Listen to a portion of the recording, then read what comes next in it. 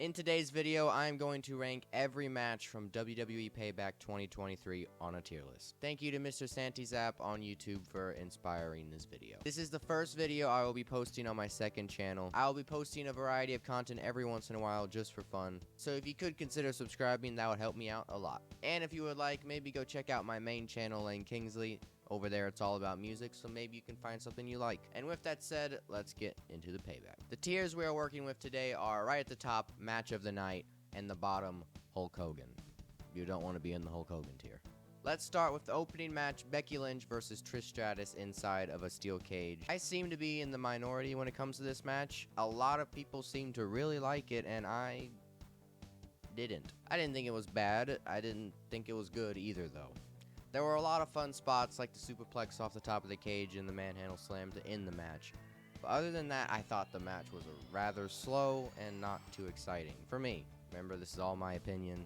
At the end of the match, we had what looks to be our new rivalry between Trish Stratus and Zoe Stark, which again, I'm not really excited for because I don't find interest in those two superstars personally. So I'm going to put this match in the meh category, because that's exactly how I felt about it. I didn't love it, I didn't hate it, and I don't have a desire to watch it again.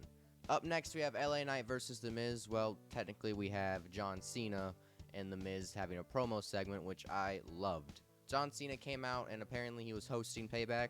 I learned about this the day of the show, because I didn't watch SmackDown. I thought that was a nice touch.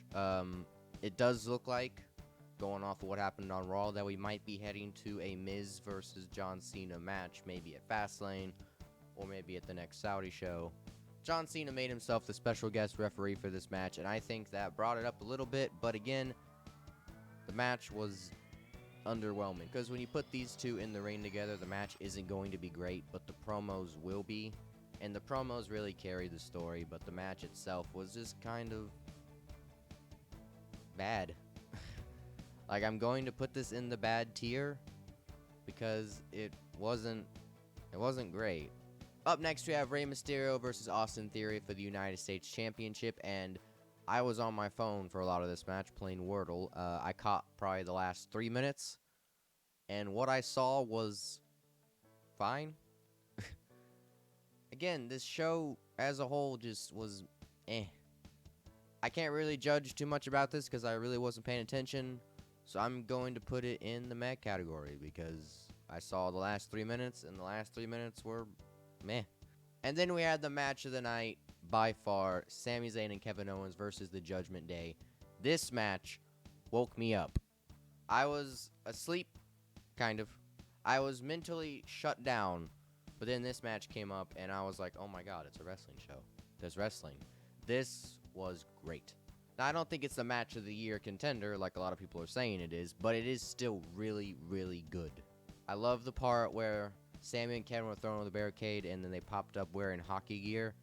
I'm not a hockey person, but I'm guessing they were wearing the Pittsburgh hockey team, whatever that might be. Not a hockey guy. And for some reason, when Kevin popped up, he was just covered in blood. I don't know if that was a blade job or if he actually got busted open, but still looked cool. And then this match tricked me so many times. When Sami hit the haluva kick on, I believe it was Damian Priest, I really thought that Sami had won the match, but then JD McDonough came out and saved the match for the Judgment Day, and then we kept going. Rhea Ripley speared Kevin Owens through the barricade. That was fun. Then I thought Finn Balor was gonna lose again. He got haluva kicked, and again, pretty much a 3 count, but then Dominic Mysterio came in, hit Sami Zayn with the Money in the Bank briefcase, and then Finn Balor just rolled over onto the cover, and the Judgment Day won, which I did not predict, and it was quite shocking, but also good. I liked it. I can't wait to see where this goes. It looks like we're not going for a Judgment Day split anytime soon, which I'm fine with. I am going to put this match in Match of the Night, because in my opinion, it was the best match on the show. Now, I don't actually know why this is on here, because it's not a match, but I guess we'll talk about it. We have the Grayson Waller effect with guest Cody Rhodes. Guest Cody Rhodes. Wasn't really the guest. This was just to pretty much set up the return of Jey Uso, which is cool. I mean, he was gone for like 2 weeks. Classic WWE fashion. They can't keep a guy off TV for too long.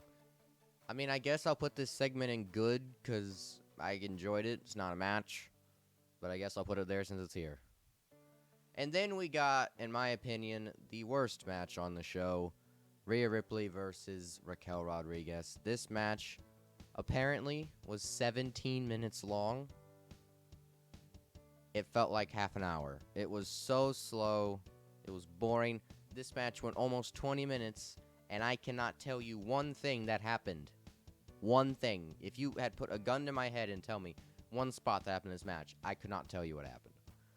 I don't think it's Hulk Hogan tier, but it is by far the worst match on the show. I'm going to put it in bad.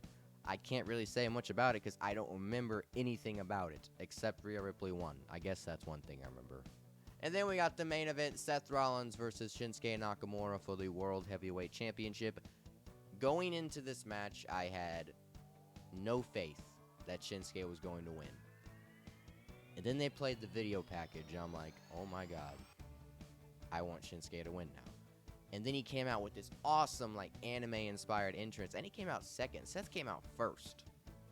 They usually don't do that. Seth came out first, Shinsuke came out second, and he had this awesome anime entrance. And by the time the bell rang, I wanted Shinsuke to win. I know he wasn't going to, and spoiler alert, he didn't. But I wanted it, and I feel like a lot of people also wanted it as well.